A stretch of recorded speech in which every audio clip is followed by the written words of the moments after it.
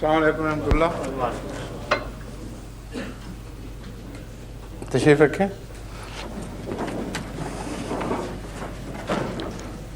امام صاحب آئیے. امام صاحب کہاں ہیں؟ ابھی بیٹھ جائیں کہ اس کے لیے ساتھ آپ کے پاس وہ حوالوں کا بکشا بھی ہے.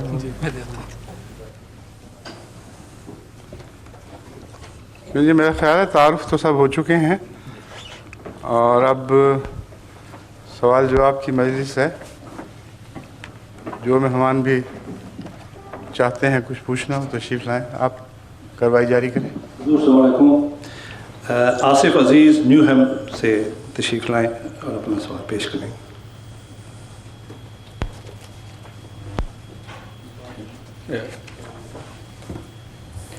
میرا سوال یہ ہے کہ اگر ایک شخص حدیث کا منکر ہے تو مسیح موعود کے دعوے کی صداقت قرآن کی روشنی میں کیسے ثابت کی جا سکتی ہے؟ اس سوال کے دو پہلو ہیں. اگر حدیث کا منکر ہے تو قرآن کا 100% قائل بھی نہ رہا. پہلا تو یہ مسئلہ ہے.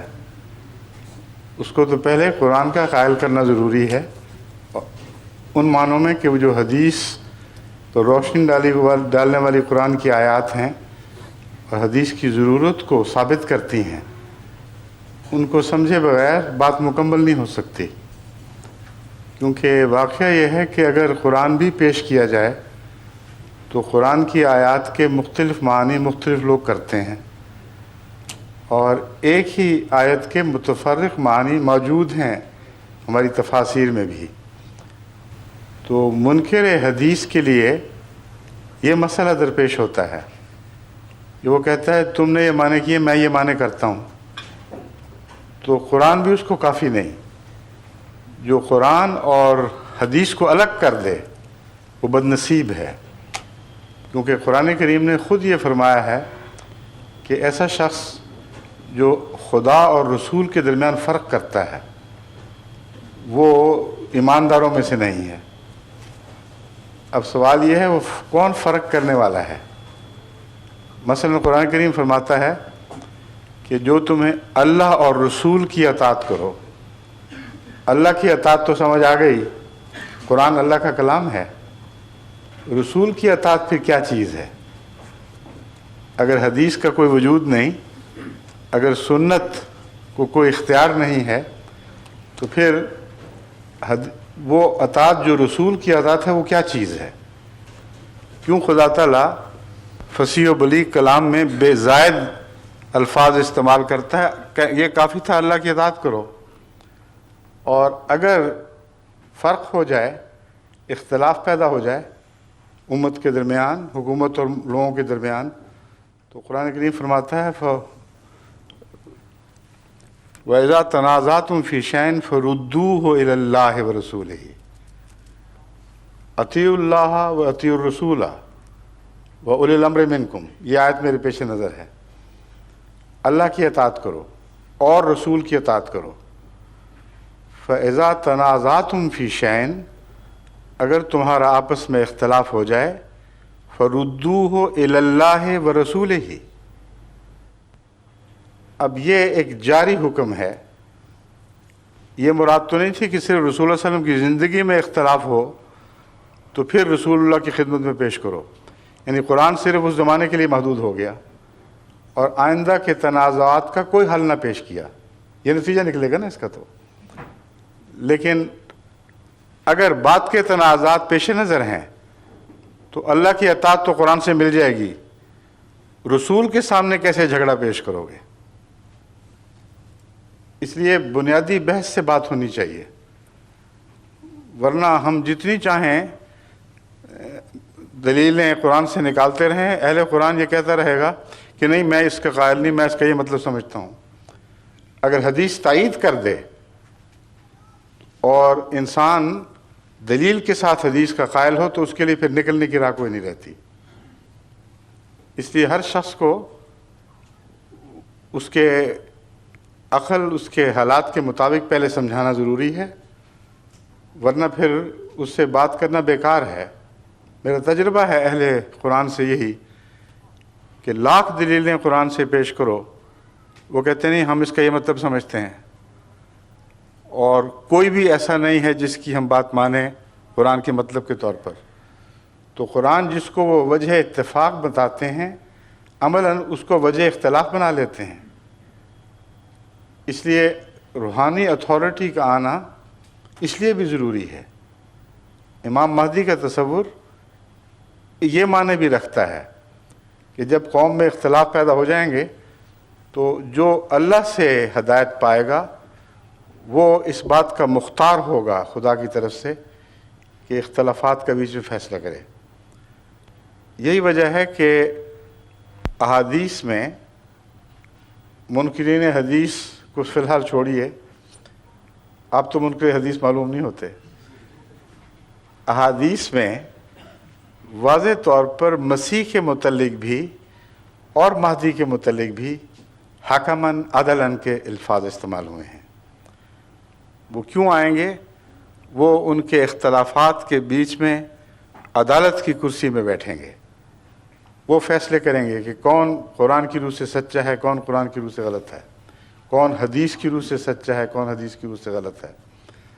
بس قرآن کا نام رکھ کر وہ بظاہر یہ کہتے ہیں کہ اتفاق کی بنیاد قرآن پر ہے، حدیثیں چھوڑ دو تم اکٹھے ہو جاؤ گے، اور جب قرآن پر آتے ہیں بغیر حدیث کے تو کسی آیت کے مطلب پر بھی وہ اکٹھے نہیں ہوتے۔ اس لیے محض نفس کا بہانہ ہے۔ اور کیا رسول اللہ صلی اللہ علیہ وسلم کا فیض وہیں تک محدود تھا جس زمانے تک آپ اس دنیا میں رہے؟ قیامت تک کا رسول ہونے کا مطلب پھر کیا رہا؟ کتاب تو ویسے ہی اتر آتی، لوگ تو مطالبے کرتے تھے کہ بنی بنائی کتاب اترے، مگر رسول کے بغیر کتاب کی حقیقت معلوم نہیں ہو سکتی۔ رسول کے بغیر کتاب پر عمل ممکن ہی نہیں ہے۔ نمازیں کیا چیز ہیں، عبادتوں کی تفاصیل کیا ہیں، قرآن کریم میں کہاں تفاصیل موجود ہیں؟ جو کچھ حضرت محمد رسول اللہ صلی اللہ علیہ وآلہ وسلم کو کرتے ہم نے دیکھا، جیسا انہوں نے قرآن سمجھا اسی کے مطابق عمل کی وجہ سے ہم نے قرآن کا فیض پایا ہے۔ اس لیے جس کو قرآن عطا کیا گیا اس کے فیض کے بغیر قرآن کا فیض حاصل کرنا ایک دھوکے والا دعویٰ ہے، اس میں کوئی حقیقت نہیں ہے۔ ٹھیک ہے، اب اور بھی سوال ہوں گے، اگر اس سوال کو آپ دوسری طرح سے دہرانا چاہیں کہ قرآن اور حدیث سے مشترکہ دعوے دکھاؤ تو پھر میں بعد میں بات کروں گا۔ ٹھیک ہے؟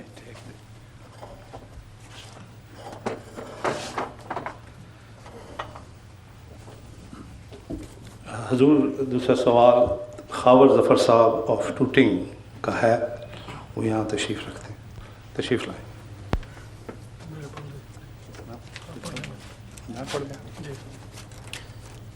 کہہ رہے ہیں کہ میں پڑھ دوں گا۔ ان کا سوال ہے حضور کہ جو یہ آیت ہے وما کانا محمد آبا احد من رجالکم ولکن رسول اللہ وخاتم النبیین، برائے مہربانی اس آیت سے خاتم النبیین کا جو معنی احمدی کرتے ہیں اور جو غیر احمدی کرتے ہیں اس کا مختصراً موازنہ فرماویں۔ مختصر کی شرط مشکل ہے، باقی باتیں آسان ہیں، کیونکہ اگر آپ نے بات سمجھنی ہو تو ضروری ہے کہ اس کے سب پہلوؤں پر روشنی ڈالی جائے۔ یہ بنیادی وجہ اختلاف ہے جو احمدیوں اور غیر احمدی علماء کے درمیان بیان کی جاتی ہے۔ بیان کی جاتی ہے کہ کیا مطلب ہے، مجھے یہ بھی سمجھانا ہوگا۔ میرے نزدیک آیت خاتم النبیین پر فی الحقیقت کوئی بھی اختلاف ہمارے درمیان اور دوسرے علماء کے درمیان نہیں ہے۔ پہلے یہ بات آپ کو سمجھا دوں، اس لیے نہیں ہے کہ اس کا یہ مطلب کرنے کے باوجود کہ آن حضرت صلی اللہ علیہ وآلہ وسلم کے بعد ہر قسم کی نبوت ہمیشہ کے لیے ختم ہے۔ یہ ترجمہ کرنے کے باوجود جب آپ ان سے مزید پوچھیں کہ کیا مسیح آئے گا یا نہیں آئے گا، کہتے ہیں ضرور آئے گا۔ اگر ہم انکار کر دیں تو کافر ہو جاؤ گے۔ وہ نبی اللہ ہوگا یا اس کی نبوت आसमान पर ही रह जाएगी। वो कहेंगे बिला इस्तिस्ना, हर मौलवी शिया हो या सुन्नी ये कहेगा कि लाजिमन वो नबीउल्लाह होगा, जो उसकी नबूवत का इनकार करेगा वो दायरा इस्लाम से खारिज हुआ। ठीक है ना ये बात। अब बताइए, हम भी तो मसीह को नबीउल्लाह कह रहे हैं, हम हज़रत मसीह मौद अलैहिस्सलाम को मसीह मौद मानते हैं। वो कहते हैं मसीह मौद मानो, नबीउल्लाह क्यों मानते हो? और जो उनका आने वाला है उसको अभी भी नबीउल्लाह, खुद भी नबीउल्लाह मानते हैं। तो इख्तिलाफ क्या हुआ? आयत खातम नबीयीन के होते हुए भी ये तमाम उलमा बग़ैर इस्तिस्ना के उस मसीह को जो इनके नज़दीक अभी नहीं आया लेकिन कल परसों कभी तो आएगा, वो कहते हैं जब आएगा वो ज़रूर नबीउल्लाह होगा।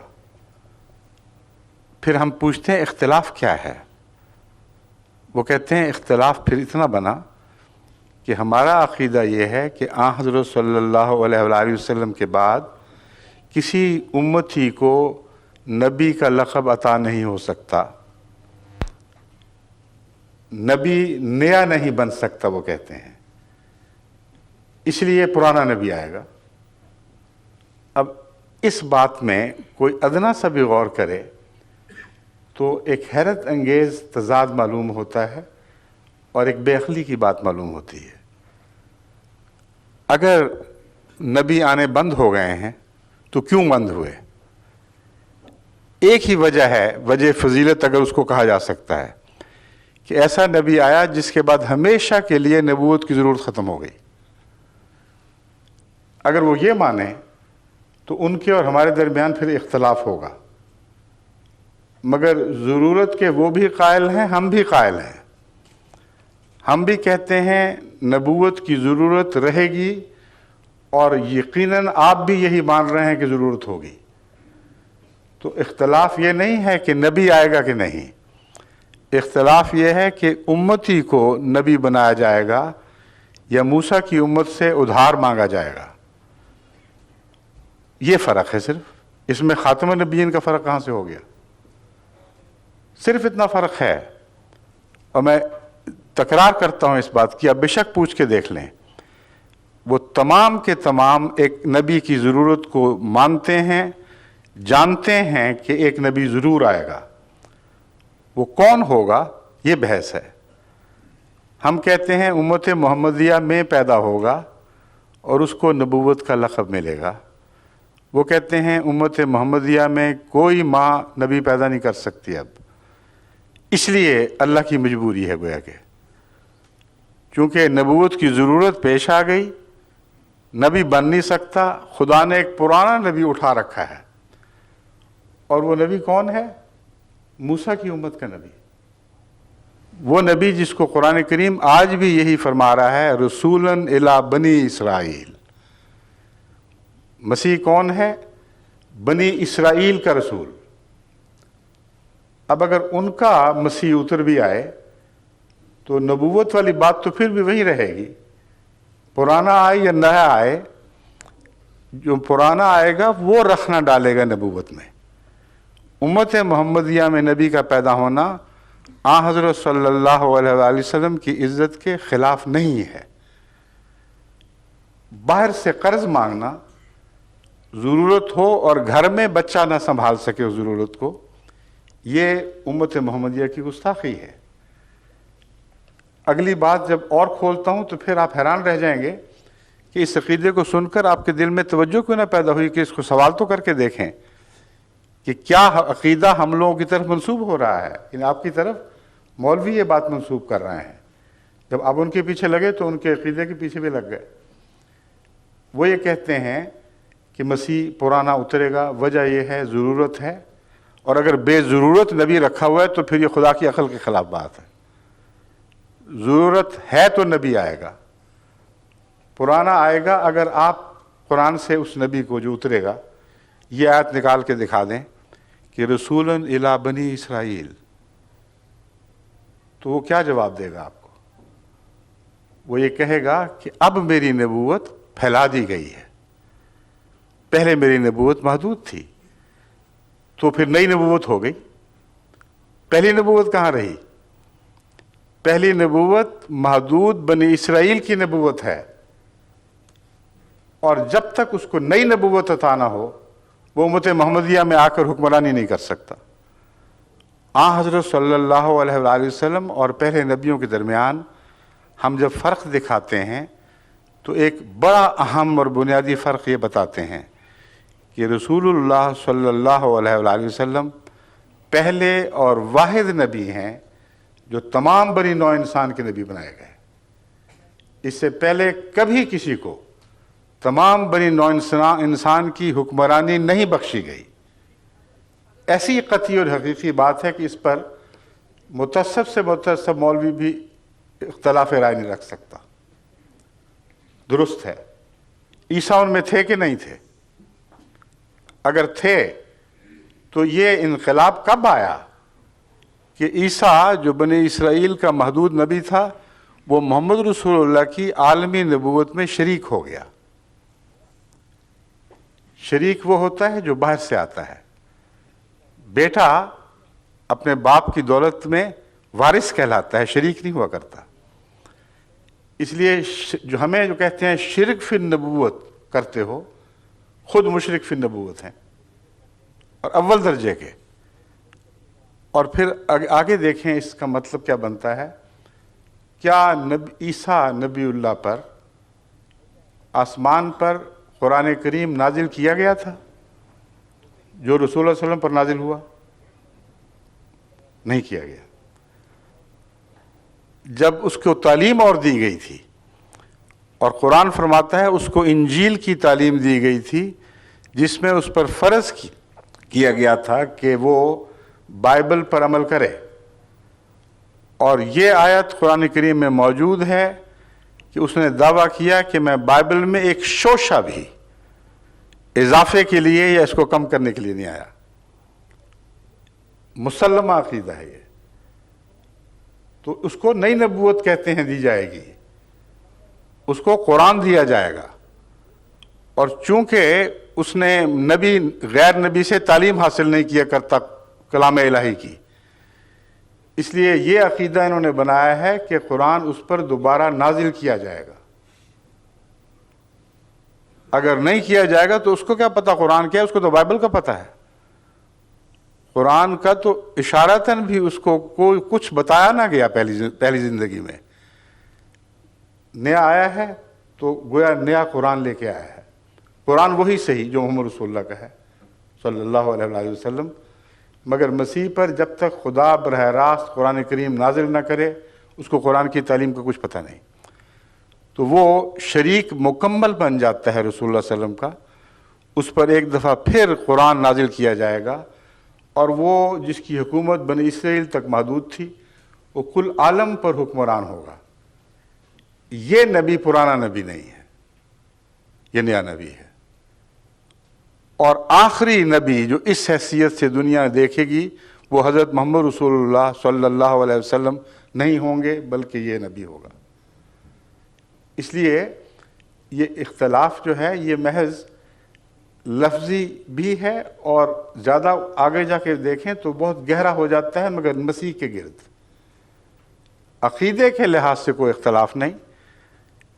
حضرت محمد رسول اللہ صلی اللہ علیہ وآلہ وسلم کے بعد نبی یہ بھی مانتے ہیں اور ہم بھی مانتے ہیں۔ ہم یہ کہتے ہیں کہ حضرت صلی اللہ علیہ وآلہ وسلم کے بعد کوئی نبی غیر قوموں سے غیر امتوں سے نہیں آ سکتا۔ یہ محمد رسول اللہ علیہ وسلم کی امت ہے، جو بھی مصلح پیدا ہوگا اسی امت میں پیدا ہوگا، جو بھی فیض پائے گا محمد رسول اللہ سے پائے گا، آپ کے قرآن سے دین سیکھے گا، اور اس حیثیت سے وہ اطاعت میں جب بڑھ جائے گا تو محمد رسول اللہ زیادہ نزدیک ہو گیا تھا، اطاعت میں جب بڑھ جائے گا تو حضرت صلی اللہ علیہ وآلہ وسلم کی غلامی میں اس کو وہی کام کرنا ہوگا جو محمد رسول اللہ کا کام تھا۔ وہ کیا ہے؟ لِيُظْهِرَهُ عَلَى الدِّينِ كُلِّهِ، تاکہ دین محمد صلی اللہ علیہ وسلم کو تمام دنیا پہ غالب کر دے۔ یہ ہمارا عقیدہ ہے۔ اب میں آیت خاتم النبیین کی طرف آتا ہوں۔ پہلے میں دونوں کے عقیدے کی تشریح بتا رہا تھا کہ فرق ہے تو کیا ہے۔ آیت خاتم النبیین کا یہ ترجمہ جو وہ کرتے ہیں کہ وہ نبی آیا جس نے پہلے سب نبیوں کو ہی نہیں بلکہ نبیوں کا بیج ختم کر دیا، تخم نبوت ختم ہو گیا، اور آن حضرت صلی اللہ علیہ وآلہ وسلم سے پہلے جتنے نبی تھے ان سب کو ختم کر دیا۔ یہ مانتے ہیں کہ نہیں؟ کیسے ختم کیا؟ جسمانی طور پر یا روحانی طور پر؟ دو ہی معنی ہو سکتے ہیں۔ جسمانی طور پر ختم کیا تو سب نبی تو اپنی موت خود ہی وفات پا چکے تھے، ایک ہی ٹیسٹ کیس باقی تھا، عیسیٰ علیہ السلام، ان کے نزدیک، ہمارے نزدیک نہیں۔ ہم کہتے ہیں جسمانی طور پر بھی کل نبیوں کو بلا اشتباہ ختم کر دیا، یعنی ایک نبی بھی آپ کی عمر سے گزر کر زندہ نہیں رہا، آپ کی پیدائش سے پہلے فوت ہو چکا تھا، آپ کی نبوت سے پہلے فوت ہو چکا تھا۔ یہ مولوی جو ہم پر الزام لگاتے ہیں یہ کہتے ہیں کہ نہیں، ایک نبی زندہ تھا، وہ زندہ تھا، زندہ رہا ان کے قول کے مطابق۔ تو کس نے کس کو ختم کیا؟ وہ نبی جو رسول اکرم صلی اللہ علیہ وآلہ وسلم سے 570 سال پہلے ان کے بیان کے مطابق پیدا ہوا، اور 570 سال کی عمر میں وہ آسمان پر بیٹھا ہوا دیکھ رہا تھا، اور اس کے سامنے ایک بچہ پیدا ہوتا ہے، اس کے سامنے جوان ہوتا ہے، اپنی نبوت کا دور ختم کر کے گزر جاتا ہے۔ تو کس نے کس کو ختم ہوتے دیکھا؟ ان کے قول کے مطابق نعوذ باللہ من ذالک عیسیٰ علیہ السلام نے رسول کریم صلی اللہ علیہ وآلہ وسلم کو ختم ہوتے دیکھا، اور وہ دونوں یہ دعوے آن حضرت کے صلی اللہ علیہ وسلم انہوں نے جھٹلا دیے۔ آپ فرماتے ہیں میں پہلا بھی ہوں اور آخری بھی ہوں۔ اگر جسم کے لحاظ سے یہ مانتے ہیں تو پہلا تو مسیح تھا، پہلے پیدا ہوا، اور موت کے لحاظ سے مانتے ہیں تو آخری مسیح ہوا، بعد میں مرا، ان کے قول کے مطابق۔ تو ختم نبوت کا تو انہوں نے کچھ بھی باقی نہ رہنے دیا۔ اگلا قدم فیض کا۔ سب نبیوں کے فیض قرآن کریم کے نزول سے پہلے ہی ختم ہو چکے تھے۔ کل انبیاء اپنے فیض کا دور ختم کر کے اپنی صفیں لپیٹ کے جا چکے تھے، ایک مسیح ہی باقی تھا نا۔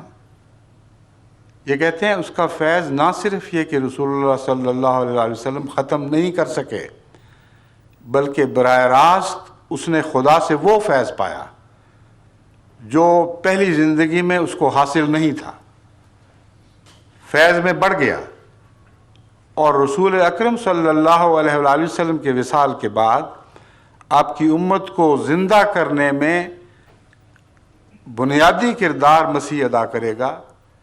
گویا کہ رسول اللہ علیہ وسلم کی امت تو مر رہی تھی، اس میں سانس لینے کی طاقت نہیں رہی تھی، زندہ کیا تو موسوی امت کے مسیح نے۔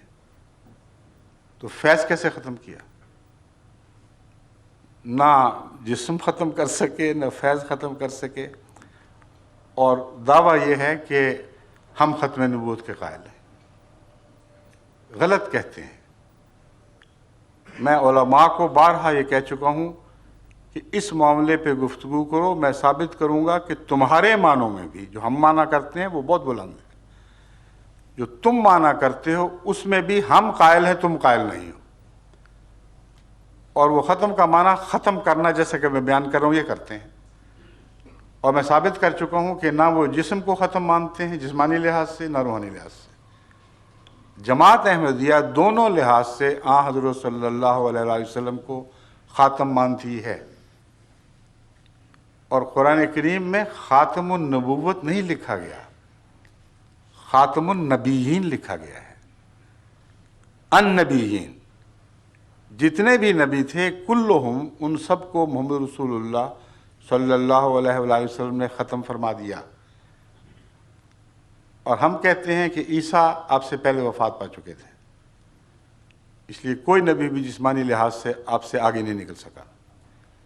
روحانی فیض آپ کی امت تک محدود رہا، اور اس میں بھی عیسیٰ کو تو یہ بھی توفیق نہ ملی کہ 30 سے زیادہ اپنے متبعین پیچھے چھوڑ کر جاتا، اور روحانی لحاظ سے بہت قربانی کرنے والا مگر کامیابی کے لحاظ سے ایک بے طاقت نبی دکھائی دیتا ہے۔ اس کے وصال کے بعد لمبے عرصے کے بعد پھر رفتہ رفتہ خدا نے غلبہ عطا کیا ہے، مگر زندگی میں حضرت عیسیٰ علیہ السلام کو یہ شرف نصیب نہ ہوا۔ حضرت محمد رسول اللہ صلی اللہ علیہ وآلہ وسلم کو زندگی میں یہ شرف نصیب ہوا کہ آنکھیں بند نہیں کیں جب تک عرب میں وہ انقلاب برپا نہ کر دیا جس کا بیڑا تنہا اٹھایا تھا، اور حیرت انگیز انقلاب تھا جو عرب کی حدوں سے چھلانگ لگا کر ایک طرف کسریٰ کی حکومت میں داخل ہو چکا تھا، دوسری طرف قیصر کی حکومت میں داخل ہو چکا تھا۔ رسول اللہ علیہ وسلم کی زندگی میں یہ واقعہ ہوا ہے۔ تو اس نبی کی خدمت کی امت کو زندہ کرنے کے لیے مسیح کو لایا جانا تھا۔ ایک لغو خیال ہے، جماعت احمدیہ اس کو رد کرتی ہے، اس کو آیت خاتم النبیین کے منافی قرار دیتی ہے۔ ہم کیا معنی سمجھتے ہیں؟ اول وہ معنی سمجھتے ہیں جو عربوں میں رائج تھے اور آج بھی رائج ہیں۔ خاتم کا لفظ قرآن نے ایجاد نہیں فرمایا، ایک عرب محاورے کو استعمال فرمایا ہے جس کو سب عرب جانتے تھے۔ خاتم کا لفظ عرب بہترین کے معنوں میں استعمال کرتے ہیں، جس سے اوپر کوئی نہ ہو، یعنی مقام کے لحاظ سے آخری ہو۔ چنانچہ ابو علی سینا جو مشہور طبیب بلکہ اطباء کے باپ مانے جاتے ہیں، ان کو خاتم الاطباء لکھا جاتا ہے۔ متنبی شاعر جو عربوں کا شاعر ہے، رسول اللہ صلی اللہ علیہ وآلہ وسلم کے بعد آیا ہے، خاتم کا معنی عربوں پہ روشن ہو چکا تھا۔ اس کے باوجود اس کے دیوان اٹھا کر دیکھ لیں، خاتم الشعراء المتنبی، تمام شعراء کا خاتم۔ آگے دیکھیں، ہمارے زمانے میں ہمارے ملک میں حکیم اجمل خان پیدا ہوئے، دہلی میں بہت چوٹی کے حکیم تھے جن کا آج تک نام، ان کے نام کا ڈنکا بجتا ہے طب میں۔ ان کے جو بیعت ہے اس کے اوپر لکھا ہوا ہے خاتم الحکماء یا خاتم الاطباء، دونوں میں سے ایک، حکیم اجمل خان صاحب۔ تمام عرب استعمال کو دیکھ لیں، ایک جگہ بھی اس آیت جو متنازع فی ہے اس کو چھوڑ کر عرب استعمال میں خاتم کا مطلب زمانی لحاظ سے آخری کہیں نہیں ملے گا، مرتبے اور مقام کے لحاظ سے آخری ضرور ملے گا۔ یعنی جب عرب شاعر کو خاتم کہتے ہیں تو مراد یہ ہے کہ اس کمال کا شاعر اب کبھی نہیں آ سکتا۔ شاگرد آ سکتا ہے، ہمسر نہیں آ سکتا، استاد نہیں آ سکتا۔ یہ سند ہے، یہ سند چلے گی، خاتم یعنی مہر اس کی چلے گی، اور اس کے مقابل پر جو بھی دعویٰ ہوگا وہ گر جائے گا۔ جس کو تصدیق نہ حاصل ہو اس شاعر کی، وہ بے معنی ہے۔ تو وہ اساتذہ جن کی سند چلتی ہے ان کو خاتم کہا جاتا ہے۔ وہ اطباء جن کی سند چلتی ہے، جو اپنے مضمون میں درجہ کمال کو پہنچ جاتے ہیں، ان کو خاتم کہا جاتا ہے۔ اور ایک استعمال خاتم کا خود حضرت اقدس محمد رسول اللہ صلی اللہ علیہ وسلم کی زبان سے بھی سنیے۔ حضرت علی رضی اللہ تعالیٰ عنہ کو مخاطب کر کے فرمایا، انتا خاتم الاولیاء۔ ایک روایت میں ہے فرمایا انتا خاتم الاصفیاء، بات ایک ہی ہے، دونوں روایتیں ملتی ہیں۔ اگلی بات سننے والی ہے، کما انا خاتم الانبیاء، جس طرح میں خاتم النبیین ہوں، اے علی تو ولیوں کا خاتم ہے۔ اب خاتم کا ترجمہ وہ لگا کے دیکھیں جو مولوی کرتے ہیں۔ کیا مطلب بنے گا؟ کما کا لفظ بھی آ گیا ہے، جیسا میں ویسا تو، خاتم میں ہم برابر ہیں، لیکن میں نبیوں کا خاتم، تو ولیوں کا خاتم۔ تو مطلب یہ بنے گا کہ اے علی، جس طرح میرے آنے کے بعد، یعنی ان مولویوں کے ترجمے کے لحاظ سے، جس طرح میرے آنے کے بعد ہر قسم کی نبوت کی عطا ختم ہو چکی ہے، ہاں پرانا نبی آ سکتا ہے، اس طرح اے علی میرے بعد، تیرے بعد ولایت کی صف اسلام سے لپیٹ دی جائے گی۔ الا ان اولیاء اللہ لا خوف علیہم ولا هم یحزنون کا دعویٰ بیکار جائے گا، قرآن کریم غلط نکلے گا، نعوذ باللہ، کوئی ولی پیدا نہیں ہوگا، کیونکہ جیسے میں آخری نبی ہوں اس طرح تو آخری ولی امت میں ہے، اس کے بعد کوئی امت کا کوئی شخص کبھی ولی کا منہ نہیں دیکھے گا۔ یہ ترجمہ قابل قبول ہے؟ تسلیم کر سکتے ہیں؟ ہرگز نہیں۔ کیا ولایت بھی ختم ہو گئی؟ نبوت تو گئی، نبی نہیں آ سکتا، تو کیا ولی بھی کوئی نہیں آئے گا؟ کیونکہ رسول اللہ صلی اللہ علیہ وسلم نے فرمایا ہے علی کو کہ اے علی تو خاتم الاولیاء ہے۔ بس خاتم کا معنی اگر وہ معنی جو مولوی کرتے ہیں تو مطلب یہ ہے تو آخری ولی ہے، اب کبھی کوئی ولی نہیں آئے گا، اور یہ جھوٹ ہے۔ وہ معنی کرنا پڑے گا جو دونوں جگہ برابر اطلاق پائے۔ گز کپڑوں سے تو نہیں بدلا کرتا، گز تو اتنا ہی رہتا ہے، ریشم ناپو یا کھدر ناپو۔ اس لیے لفظ خاتم وہی ہے جو دونوں جگہ برابر استعمال ہوگا۔ جماعت احمدیہ کے نزدیک خاتم کے معنی جو معروف اور رائج ہیں وہ یہاں چلتے ہیں۔ ایک معنی میں نے بتایا ہے سب سے اوپر، سب سے بالا، جس کا مسلک آخری مسلک شمار ہو، جو آخری مانوی سند بن جائے۔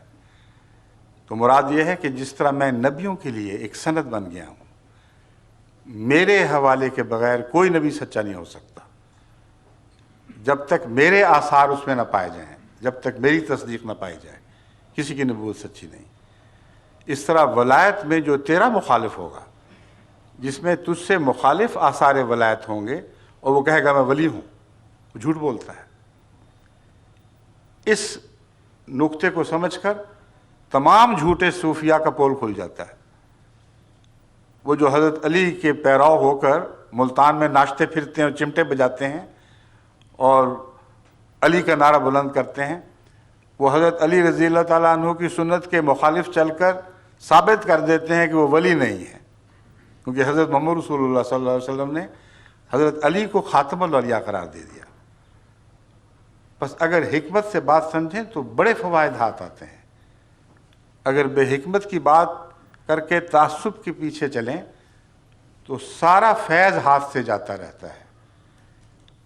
اب آگے چلتے ہیں، لفظ خاتم کے اور کیا معنی ہیں؟ انگوٹھی جس کے اوپر کچھ لکھا ہو، کہیں لگائیں تو وہ مہر تصدیق بن جاتی ہے۔ یہ بہت ہی عظیم الشان دعویٰ ہے جس کی نظیر دنیا میں کسی نبی میں نہیں ملتی۔ حضرت صلی اللہ علیہ وآلہ وسلم کو تمام انبیاء کا مصدق قرار دیا گیا ہے۔ مانوی لحاظ سے پہلے بتا چکا ہوں، اب ظاہری معنوں سے بھی مصدق قرار دیا گیا۔ آپ کی مہر تصدیق ہو تو نبی ہے، ورنہ نہیں ہے۔ اور میں بارہا مذاہب کو چیلنج دے چکا ہوں، آج تک کسی ایک نے بھی اس کے جواب میں کچھ پیش نہیں کیا۔ وہ یہ ہے کہ ایک نبی مجھے دکھاؤ کل عالم میں جس نے کل عالم کے نبیوں کی تصدیق کی ہو۔ محمد رسول اللہ صلی اللہ علیہ وآلہ وسلم کے سوا ایک بھی نہیں ہے۔ حضرت اکیلے نبی ہیں جنہوں نے کہا کہ مجھے مانو تو یہ کافی نہیں ہے، میں بھی تصدیق کرتا ہوں کہ اللہ تعالیٰ نے تمام جہانوں میں ہر زمانے میں نبی بھیجے ہیں۔ تم بھی تصدیق کرو کہ اللہ تعالیٰ نے تمام زبانوں میں ہر مقام، ہر مرتبہ، ہر بستی میں نبی بھیجے ہیں۔ یہ مانو گے تو میرا ایمان قبول ہوگا، ورنہ میرا ایمان بھی رد ہے، یعنی مجھ پر ایمان لانا بھی رد ہے۔ آمن الرسول بما انزل الیہ من ربہ والمؤمنون کل آمن باللہ وملائکتہ وکتبہ ورسلہ لا نفرق بین احد من رسلہ۔ کہ دیکھو محمد رسول اللہ اس شان کے نبی ہیں کہ وہ ایمان لے آئے ہیں اللہ پر اور ملائکہ پر اور کتب پر اور تمام انبیاء پر، اور آپ کے ماننے والے بھی سب کے سب مجبور ہو گئے ہیں کہ وہ ان سب باتوں پر ایمان لائیں، اور دعویٰ یہ کرتے ہیں لا نفرق بین احد من رسلہ، ہم خدا کے بھیجے ہوئے میں سے کسی میں کوئی تفریق نہیں کرتے، جو اس کی طرف سے آیا اس کے سامنے تسلیم خام، اس کو ماننا پڑے گا۔ یہ ہے خاتم النبیین۔ اگر کوئی اور ہے تو نکال کے دکھاؤ، مانا وہ جو کل عالم پہ اسلام کی فتح کو ثابت کر دے، اس کی برتری کو ثابت کر دے، کوئی مذہب سامنے سر نہ اٹھا سکے۔ ورنہ یہ دعویٰ کہ بعد میں کوئی نبی نہیں ہوگا، اس کی کیا دلیل ہے؟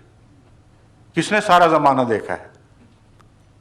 کوئی بھی نہیں مانے گا، نہ مانتا ہے۔ پہلے ایمان لاؤ تو پھر مانتے ہو، ورنہ اپنی ذات میں اسلام کی برتری ثابت کرنے کے لیے اس بات میں، اس دعوے میں کوئی بھی دلیل نہیں۔ لیکن جو میں بتا رہا ہوں مانا، اس کی روح سے قرآن سب کتب سے افضل ہو جاتا ہے کہ باقی کتابوں کی تصدیق کی ہے۔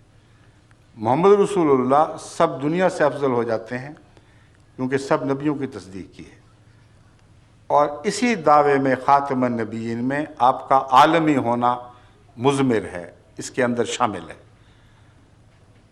کیونکہ آج کوئی نبی بھی عالمی ہونے کا دعویٰ اس لیے نہیں کر سکتا کہ اگر وہ عیسیٰ ہیں فرض کریں تو اس کی بات جس طرح عیسائی آج پیش کر رہے ہیں اور جو بائبل سے ملتی ہے وہ یہ ہے کہ اس نے کسی اور قوم کے نبی کا ذکر ہی کوئی نہیں کیا، باقی سب کو جھوٹا مانو گے تو عیسیٰ کو سچا مانو گے، اگر کسی اور کو سچا مانو گے تو عیسیٰ کو جھوٹا ماننا پڑے گا۔ بین یہی حال ہر دوسرے نبی کا ہے، اس نے اپنی تصدیق کروا لی اور اس کی قوم اس پر راضی ہو گئی، وہ زمانہ لد گیا، ختم ہو گیا۔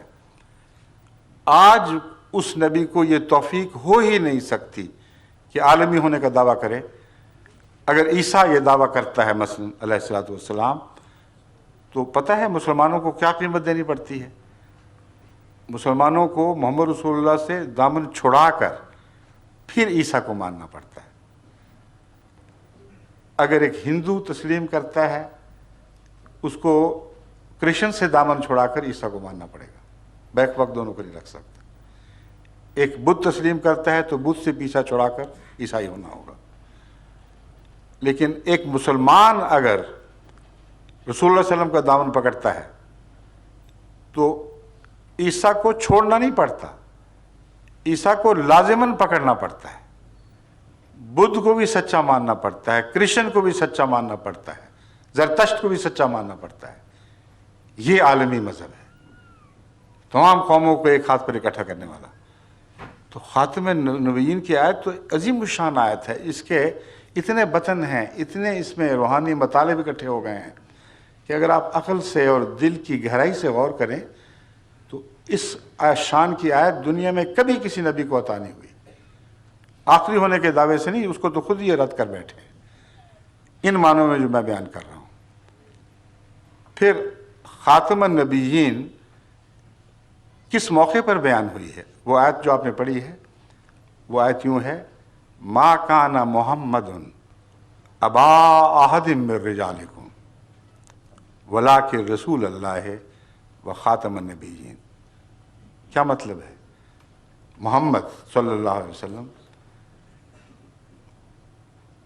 تم جیسے مردوں میں سے کسی کے باپ نہیں ہے۔ عام طور پہ ترجمہ لوگ کر دیتے ہیں مردوں میں سے باپ نہیں ہے، میں یہ نہیں مانتا، اس لیے کہ رجالکم کا مطلب ہے تمہارے مردوں کے۔ عام طور پر جس قسم کے مرد تم پائے جاتے ہو ان کا باپ ہونا تو قابل فخر ہے ہی کوئی نہیں، تم الزام لگاتے ہو کہ اس کا بیٹا نہیں ہے، اس لیے یہ ادنا ہے۔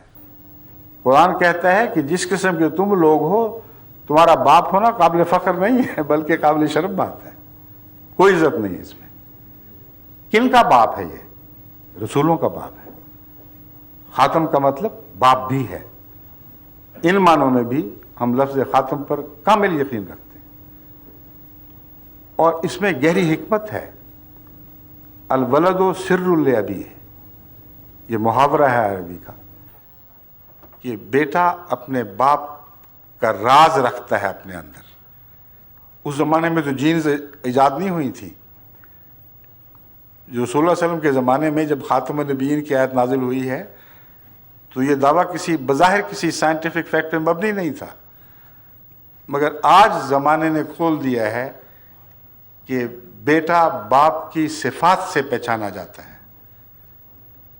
اگر محمد رسول اللہ کا بیٹا نہیں ہے کوئی رسول تو رسول نہیں ہے، کیونکہ سب نبیوں کا باپ آپ کو قرار دے دیا گیا ہے۔ بس خاتم ان معنوں میں کہ اس کی تصویر آپ کو نبیوں میں دکھائی دے گی۔ ہر سچے نبی میں تم محمد رسول اللہ کا عکس دیکھو گے، اگر نہیں دیکھو گے تو وہ جھوٹا ہے۔ کتنا عظیم الشان معنی ہے خاتم النبیین کا۔ یہ معنی کرنا کہ خاتم النبیین نے دوسرے سب نبیوں کا فیض ختم کر کے اپنا فیض بھی بند کر دیا، سب سے بڑی جہالت ہے۔ ایسی جہالت ہے جس کو قرآن کھلے بندوں جھٹلا رہا ہے۔ اب یہ بات تو سمجھ آ گئی کہ پہلوں کا فیض جسمانی لحاظ سے بھی ختم کیا، روحانی لحاظ سے بھی ختم کیا، اور حضرت صلی اللہ علیہ وآلہ وسلم ایک عالمی نبی بنے۔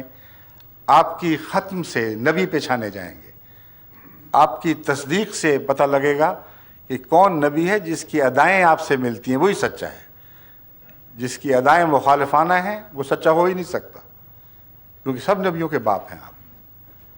اب اگلا سوال یہ ہے کہ آپ کا کوئی اپنا روحانی بیٹا بھی ہوگا کہ نہیں، یا وہ بھی ختم کر دیا؟ سب کے فیض ختم کیے، اپنا بھی ختم کر بیٹھے تو ہاتھ کیا آیا دنیا کو؟ اس سے تو پرانے ادنا ہی کافی تھے جن کا فیض جاری رہتا۔ قرآن کریم فرما رہا ہے کہ حضرت صلی اللہ علیہ وآلہ وسلم سب نبیوں کا فیض ختم کر کے اپنا وہ فیض جاری فرما چکے ہیں جس میں کسی انعام کی کمی نہیں ہے۔ یہ آیت کریمہ جو سورہ نساء سے لی گئی ہے، جو میں ابھی آپ کے سامنے پڑھتا ہوں، یہ ختم نبوت کے موضوع پر ایک آخری فیصلہ ہے، قطعی فیصلہ ہے۔ سورہ النساء میں یہ آیت ہے وَمَن يُطِعِ اللَّهَ وَالرَّسُولَ فَأُولَٰئِکَ مَعَ الَّذِينَ أَنْعَمَ اللَّهُ عَلَيْهِمْ۔ جو کوئی بھی اب اللہ اور اس رسول الرسول محمد رسول اللہ کی اطاعت کرے گا، کیا ہوگا؟ اس کو سزا ملے گی، انعام ملیں گے۔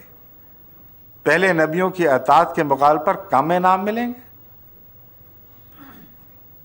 یا کم سے کم وہ تو ملیں جو پہلے نبیوں کی اطاعت سے ملتے رہے مگر شان میں ان سے بڑھ کر۔ یہی دعویٰ یہ آیت کریمہ کر رہی ہے۔ وَمَن يُطِعِ اللَّهَ وَالرَّسُولَ، جو کوئی بھی اللہ کی اطاعت کرے گا اور اس رسول محمد رسول اللہ صلی اللہ علیہ وآلہ وسلم کی اطاعت کرے گا، فَأُولَٰئِکَ مَعَ الَّذِينَ أَنْعَمَ اللَّهُ عَلَيْهِمْ۔ اب صرف یہی لوگ ہیں جن کو اللہ انعام عطا کرے گا، باقی سب کی چھٹی ہو گئی۔ خاتم کا مطلب غیروں کے چشمے بند، اپنا جاری۔ اب فیض لینا ہے تو اس کے پیچھے لگو۔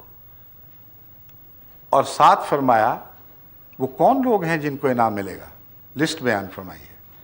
من النبیین، یہ قرآن کے الفاظ ہیں، نبیوں میں سے ہوں گے یہ لوگ، والصدیقین، اور صدیقوں میں سے ہوں گے، والشہداء، اور شہیدوں میں سے ہوں گے، والصالحین، اور صالحین میں سے ہوں گے، وحسن اولئک رفیقا، اور یہ ساتھ جو محمد رسول اللہ کی غلامی سے ملے گا یہ سب سے اچھا ساتھ ہے، اس سے اچھا کوئی ساتھ نہیں۔ تو انعام کی لسٹ تو وہی ہے، مگر حسن اولئک رفیقا نے مرتبہ اونچا بیان کر دیا۔ اب تم پرانی امتوں میں کہاں رفیق ڈھونڈتے پھرتے ہو؟ حسن اولئک رفیقا۔ اب رفاقت ڈھونڈنی ہے تو محمد رسول اللہ کی امت میں آپ کے غلاموں میں پیدا ہونے والے نبیوں، صدیقوں، شہیدوں، صالحین کی رفاقت ڈھونڈو، اس سے بہتر رفاقت نہیں مل سکتی۔ اتنی واضح کھلی ہوئی آیت کے بعد آیت خاتم النبیین کا یہ ترجمہ کرنا کہ آپ نے سب نبیوں کو ختم کیا سوائے عیسیٰ علیہ السلام کے، اور سب کا فیض ختم کر دیا، ساتھ اپنا بھی ختم کر دیا۔ اب اس امت میں کوئی نبی آپ کی غلامی میں بھی پیدا نہیں ہو سکتا۔ قرآن کا دعویٰ کیا ہے؟ غلامی میں پیدا ضرور ہو سکتا ہے مگر صرف نبی نہیں، ہر مرتبہ شان، ہر مرتبہ انعام اب محمد رسول اللہ کی غلامی سے وابستہ ہو چکا ہے۔ صرف نبوت بند نہیں ہوئی، خاتم صدیقیت بھی بند ہے، شہادت بھی بند ہے، صالحیت بھی بند ہے، مگر غیروں کی۔ محمد رسول اللہ کی غلامی میں نہ یہ بند، نہ وہ بند، نہ وہ بند۔ بس غلام نبی کا تو اعلان کر رہی ہے یہ آیت، اور بجائے اس کے کہ پرانے موسیٰ کے غلام کو محمد رسول اللہ کی امت کا فیض رسان بناؤ، اگر غیرت ہے تو قرآن کے اس معنی کو تسلیم کرنا لازم ہے کہ جب ضرورت ہوگی محمد رسول اللہ کے غلاموں میں سے وہ اٹھے گا جسے خدا فیض نبوت عطا کرے گا، مگر محمد رسول اللہ کی امت کے دائرے میں اور غلامی کے صدقے۔ یہ ہمارا عقیدہ ہے۔ اگر یہ نعوذ باللہ من ذالک حق کے رسول ہے تو پھر اس عقیدے کو پکڑے رکھیں کہ محمد رسول اللہ کی امت میں تو سب ناکام ہو جائیں گے، موسیٰ کا غلام ڈھونڈنا پڑے گا، نیا قرآن لے کے آئے گا، یعنی دوبارہ قرآن نازل ہوگا، اور آخری فیض رسان جو دنیا دیکھے گی وہ عیسیٰ علیہ السلام ہوں گے۔ پھر وہ خاتم النبیین ہوئے، نہ کہ محمد رسول اللہ۔ سمجھ گئے؟ جزاک اللہ۔ حضور اب مسٹر رام ناتھ ثانی ساؤتھ ہیمپٹن سے سوال پیش کریں گے۔ جی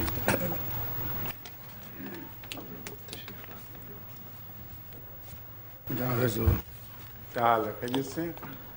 چھوٹا سا سوال ہے میرا۔ ہو چکی ہے چھوٹی سی، لیکن وہ طبی معاملے میں تھی۔ اب مذہبی سوال کرنا چاہتے ہیں؟ ہاں جی، ٹھیک ہے۔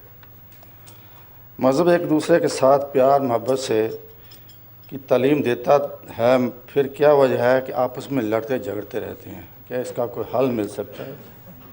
اس سے پتہ چلتا ہے کہ لڑنے والے مذہبی نہیں ہیں، سیدھا صاف جواب ہے۔ خدا کے نام پر بندوں پر ظلم کی تعلیم، ان سے نفرت کی تعلیم ایسی ہے جیسے روشنی کے نام پر اندھیرے پھیلاؤ۔ اس لیے خدا تو جھوٹا نہیں ہے، پرماتما تو سچا ہی ہے۔ جھوٹے یہ لوگ ہیں جو کہتے ہیں ہم اس خدا کی طرف سے آئے ہیں۔ اگر کوئی کہے کہ میں عطر کی دکان سے نکل کے آ رہا ہوں اور سخت بدبو آ رہی ہے اس میں سے، تو آپ کیا کہیں گے؟ عطر بدبودار ہوتے ہیں؟ اپنے یہ جھوٹا ہے، یہ کوئی ٹوکری اٹھا کے آیا ہے، عطر کی دکان سے نہیں آیا۔ تو یہ لوگ ٹوکری اٹھانے والے ہیں۔ ٹھیک ہے جی۔